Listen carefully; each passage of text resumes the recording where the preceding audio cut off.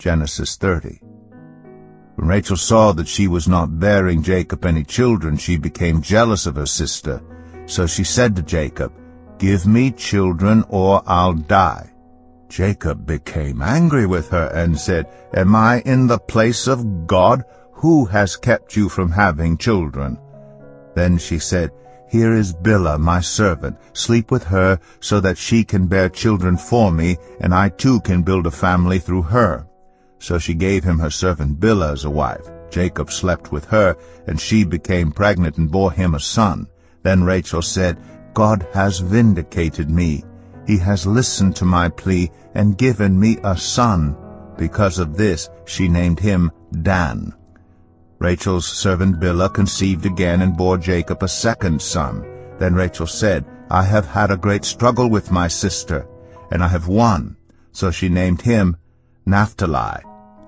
When Leah saw that she had stopped having children, she took her servant Zilpah and gave her to Jacob as a wife. Leah's servant Zilpah bore Jacob a son. Then Leah said, "What good fortune!" So she named him Gad. Leah's servant Zilpah bore Jacob a second son. Then Leah said, "How happy I am! The women will call me happy." So she named him Asher. During wheat harvest, Reuben went out into the fields and found some mandrake plants, which he brought to his mother Leah. Rachel said to Leah, "Please, give me some of your son's mandrakes." But she said to her, "Wasn't it enough that you took away my husband? Will you take my son's mandrakes too?" "Very well," Rachel said, "he can sleep with you tonight, in return for your son's mandrakes." So when Jacob came in from the fields that evening, Leah went out to meet him. "You must sleep with me," she said.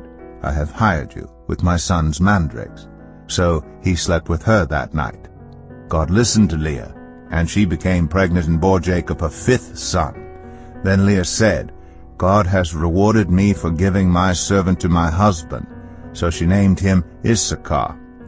Leah conceived again and bore Jacob a sixth son. Then Leah said, "God has presented me with a precious gift. This time my husband will treat me with honor because I have borne him 6 sons." So she named him Zebulun.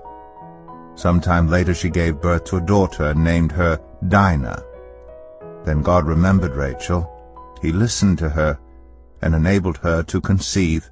She became pregnant and gave birth to a son and said, "God has taken away my disgrace." She named him Joseph and said, "May the Lord add to me another son." After Rachel gave birth to Joseph, Jacob said to Laban, "Send me on my way so I can go back to my own homeland. Give me my wives and children, for whom I have served you, and I will be on my way. You know how much work I've done for you." But Laban said to him, "If I have found favor in your eyes, please stay. I have learned by divination that the Lord has blessed me because of you." He added, "Name your wages, and I will pay them." Jacob said to him, "You know how I have worked for you, and how your livestock has fared under my care. The little you had before I came has increased greatly, and the Lord has blessed you wherever I have been. But now, when may I do something for my own household?" "What shall I give you?" he asked. "Don't give me anything," Jacob replied. "But if you will do this one thing for me, I will go on tending your flocks and watching over them. Let me go through all your flocks today and remove from them every speckled or spotted sheep, every dark-colored lamb, and every spotted or speckled goat. They will be my wages. And my honesty will testify for me in the future whenever you check on the wages you have paid me. Any goat in my possession that is not speckled or spotted, or any lamb that is not dark-colored, will be considered stolen." "Agreed," said Laban. "Let it be as you have said." That same day he removed all the male goats that were streaked or spotted, and all the speckled or spotted female goats, all that had white on them, and all the dark-colored lambs, and he placed them in the care of his sons. Then he put a 3-day journey between himself and Jacob, while Jacob continued to tend the rest of Laban's flocks. Jacob, however, took fresh-cut branches from poplar, almond, and plane trees, and made white stripes on them by peeling the bark and exposing the white inner wood of the branches. Then he placed the peeled branches in all the watering troughs, so that they would be directly in front of the flocks when they came to drink. When the flocks were in heat and came to drink, they mated in front of the branches, and they bore young that were streaked or speckled or spotted. Jacob set apart the young of the flock by themselves, but made the rest face the streaked and dark-colored animals that belonged to Laban.